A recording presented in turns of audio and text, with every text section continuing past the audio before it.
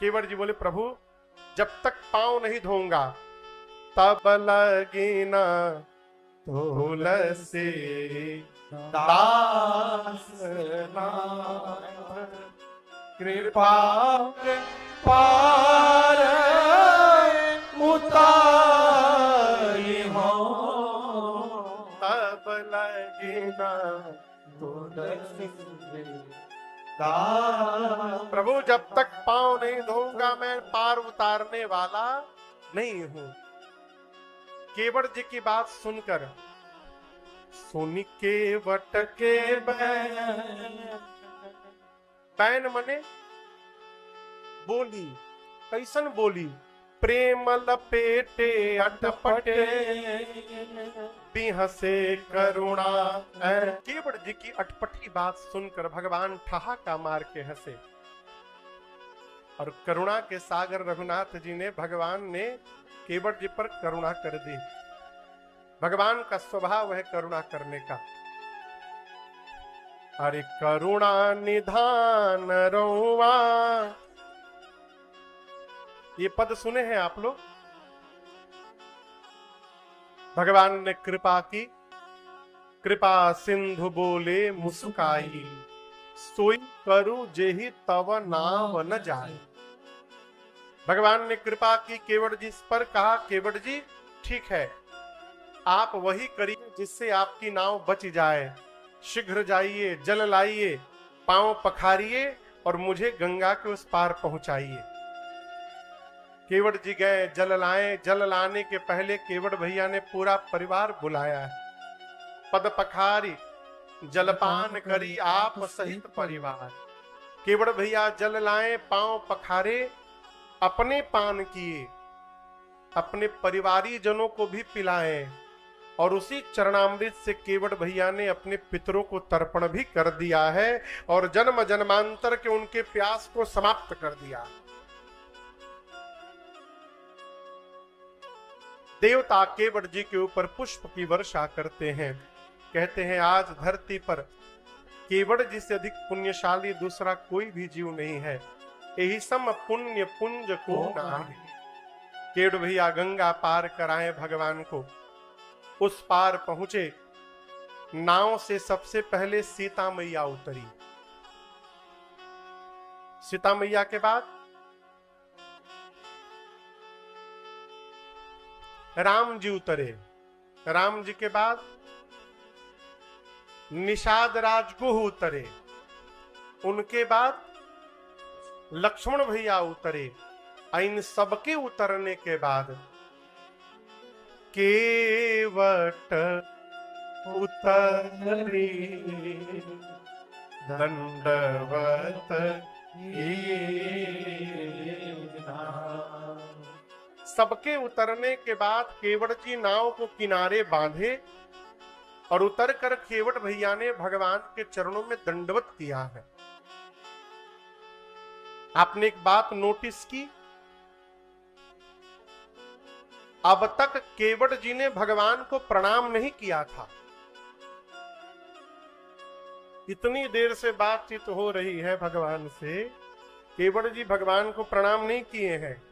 क्यों? जानते हैं कि यदि पहले प्रणाम कर लूंगा तो फिर जो राम जी बोलेंगे वो करना पड़ेगा मुझे। केवट जी ठान करके बैठे हैं, पहले मैं अपने मन वाली करूंगा, अब मेरे मन वाली जब पूरी हो जाएगी तब मैं राम जी को दंडवत करूंगा। उस पार पहुंचाए और उतर कर केवट जी ने पहला काम किया, भगवान को दंडवत किया। और मैं आपको निवेदन करूं, भगवान का स्वभाव है जैसे हम लोगों का एक स्वभाव है। एक कथा में महाराज श्री कथा गा रहे थे, मैं भी उस कथा में था, पहले की बात है। एक माई आकर बैठती थी सामने पंडाल में, पूरा गहना से लद के। अब पता नहीं असली था कि नकली था, भगवान जाने, लेकिन खूब गहना पहन के आके बैठे। एक दिन निवास पर वो माई मिलने आई। महाराज जी ने पूछा, माई इतना गहना पहन के पंडाल में क्यों आती हो? क्या गहना बहुत पहनने में आनंद मिलता है? बोली नहीं महाराज। फिर क्यों आती हो? बोली पहनने में आनंद नहीं मिलता है उतना, लेकिन मेरे शरीर पर गहना है, इसको देखकर बगल वाले का जैसा चेहरा बनता है ना, उसको देखने में बड़ा आनंद आता है। कि मैं सत्य घटना सुना रहा। हम अपने सामने किसी का अच्छा हो जाए बर्दाश्त नहीं कर पाते, हमारे सामने कोई खड़ा रहे हम बर्दाश्त नहीं करते, भगवान के सामने कोई गिरा रहे ये भगवान बर्दाश्त नहीं करते। राम जी का स्वभाव है, भगवान के सामने कोई गिर जाए तुरंत उठाए करुणा पुंज। भगवान उसको तुरंत उठाते हैं। लेकिन आज केवड़ जी ने राम जी के सामने दंडवत किया, राम जी ने केवड़ जी को उठाया नहीं। क्यों? भगवान सोचने लगे इन्होंने कह दिया कुछ नहीं लूंगा, मेरा धर्म क्या कहता है बिना कुछ दिए विदा कर दूंगा, मेरे पास कुछ है ही नहीं देने को, उठाऊंगा तो दूंगा क्या। मारे संकोच के भगवान ने उठाए। पियहिया की सिया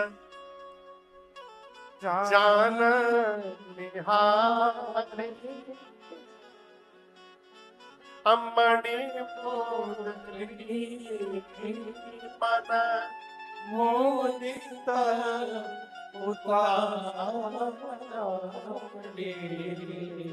मां भगवान के मन के भाव को जान गई और सीता मैया ने तुरंत अपने उंगली में से सोने की मुद्रिका निकाली और निकाल कर मां ने भगवान से कहा प्रभु आप ये मुद्रिका केवड़ जी को दे दीजिए। भगवान ने केवड़ जी से कहा केवड़ जी मां उतराई दे रही है, स्वीकार करी है।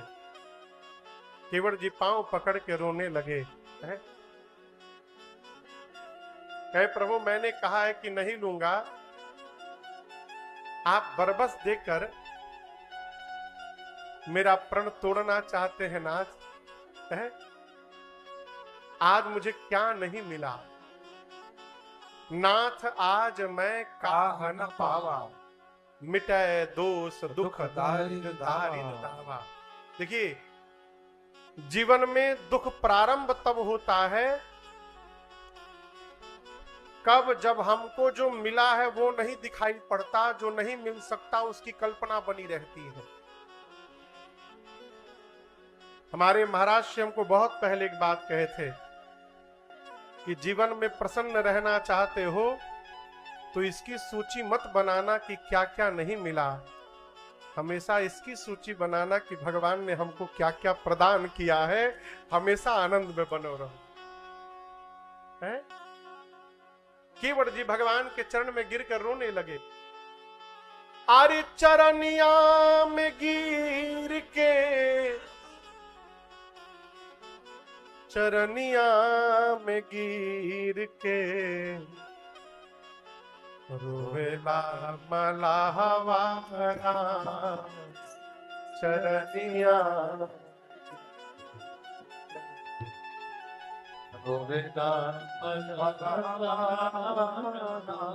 केवड़ जी बोले राम जी से प्रभु आज जो मैंने देखा है वो दृश्य आज तक कोई नहीं देखा होगा नाथ, इससे अधिक और क्या चाहिए। भगवान पूछे क्या देख लिया आपने? केवड़ जी बोले गंगा में नैया, नाव कहाँ है?